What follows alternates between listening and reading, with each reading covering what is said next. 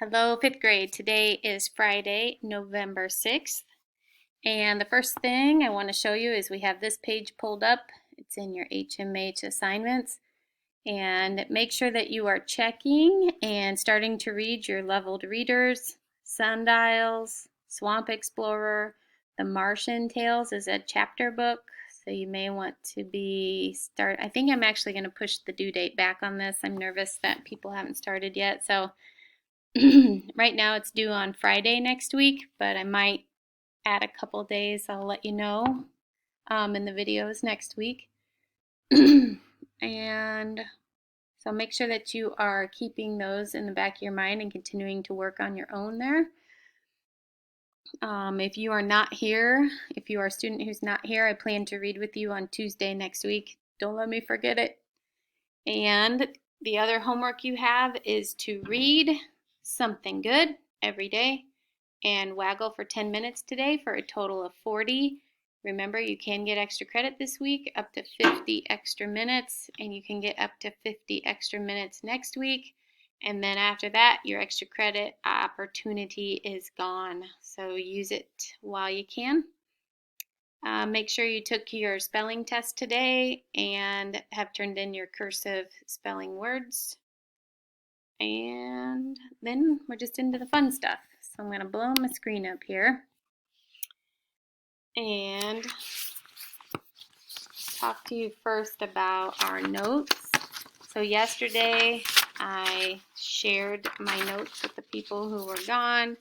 So far, you should be doodling along while you review, but you should know that figurative language goes beyond literal meaning to figurative meaning. It's meant to be imaginative and creative and create vivid pictures and ideas and feelings for the person who's listening or for the person who's reading. And you need to look for clues in the passages to help you figure out what the author is really trying to say. We have different examples of figurative language. So far we've studied similes. That's when you compare two things using like or as. Metaphors, you compare two things by saying one thing is another. Alliteration, I talked about yesterday, and that is when you have the same sounds at the beginnings of words. And then today I talked about hyperbole yesterday, that's an exaggeration. And then today we talked about, yesterday we did personification too. Sorry about that. That's when you give human traits to something that is inanimate or not human, not alive.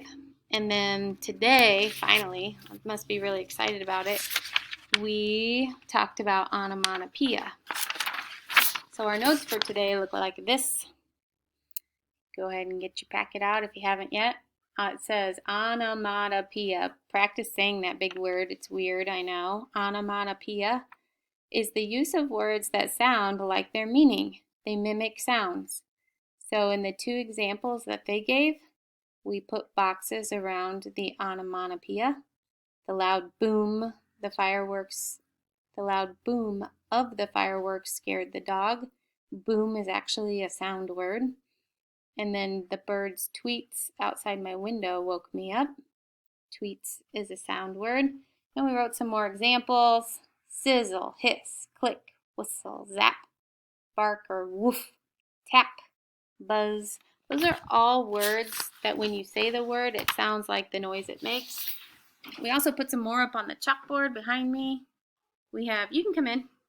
That's fine. Dribble, drip, rustle, slap, smack, giggle, growl, whiz, jingle. Oh, it's to talk to me? I'm making a video. I'm terrible at it. There we go. And then the last ones are crackle and crack. Yeah, yes, if you, sorry, I didn't know you needed me. So those are examples of onomatopoeia. And make sure you have your notes written in your book. And, okay, so the front cover of your book can look however you want. It should be neatly colored in. It should say Melina's Book of Poetry. I tried to teach the kids how to make bubble letters, and then I tried to make mine look like they were three-dimensional on the word book. But be creative, have some fun, draw some silly things on there if you want to, make it whimsical, have fun with it. So that's the first page. Just keep, even though your book's not hooked together, just keep it together as you're writing in it so you don't get confused. Your first page is going to have alliteration. You have to have alliteration up at the top. And then you're thinking about your name and your sentence. Mine says Crazy Candy caught cats cooking in her kitchen. And yours is going to say Magnificent Melina makes, I don't know, you come up with your own verb and your own adjective to go with your name. And I think Miss Leah is also gone today, so Leah, I think you already did yours though. But you can tell in this picture that I added to it last night after school, I found some raffia in my baggie, and I thought, oh, those kind of look like noodles. So I decided to glue them in my pot to make it look like the cats were making noodles. So that's one way to use the junk in your baggie, the random stuff. The next page should say hyperbole. This is also from yesterday. And I'm sorry, we learned it yesterday, but today we drew our pictures. So, Melina, yours was the gossip spread like wildfire. You should write, so I stole yours today. You should write the hyperbole here, and then you should write what it really means down at the bottom. Just a second. Leah, yours that you drew today is he is older than the hills. This is your hyperbole that you're going to make on your own page.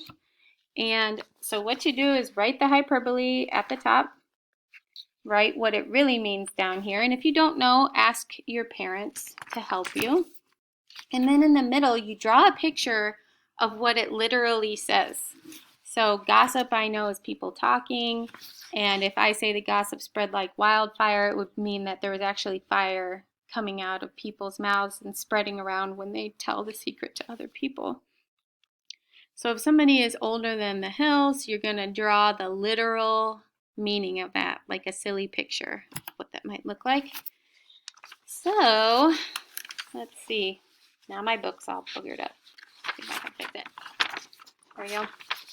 That was the second. And the third page we also started today. It says onomatopoeia at the top. And I decided, I had a little black piece of paper, so I made a frying pan out of it. I'm going to glue it onto a stove here, and I'm going to draw a picture that goes with this. The bacon's sizzle hiss woke me up. So for onomatopoeia, you need a sentence that uses the sound words. I found some red yarn. I'm going to put it in my pan to look like bacon. And then I'm going to try not to think about bacon all day because I do love bacon. So that is how much of the book you should have done when you come back. We had time to get things written and start coloring, but if you want to make it neat, you have to put the extra time in after school. And I don't know if you also noticed this guy has thicker eyeballs. You do have a couple sets of those. So it's up to you how you want to use what's in your baggie. I don't want you to copy how I use mine. I'm just showing you different examples of things you can do. So maybe think about, as you're making your book, draw it or color it or whatever the way you want, and then afterwards go back and look at what's in the baggie and say, ooh, this would be cool to kind of embellish the bacon, or this would be cool to kind of make this part stand out. So, and then last but not least, you do not have to limit yourself to what's in the baggie. If you have other cool things at home that you want to use to help make your book, you're welcome to. But do not go home and tell mom, or you guys are at home right now, do not tell mom she has to go spend 20 bucks at Dollar General to go get you all of these crafting supplies. Just use stuff you find around the house. or just use the stuff in the baggie. And you don't have to do it for every picture. It's just meant to be another way for you to be creative. So we are almost done with our figurative language packet. And we are working on our books. And next week we will finish up our books, and we'll also be reading some poetry by Shel Silverstein and even Shakespeare. So we'll see what all we get time to do next week, but we'll be kind of finishing up our little poetry side unit then. So I think that covers everything. Make sure you take your test today. Email me if you have other questions. And have a good weekend. Enjoy the sun.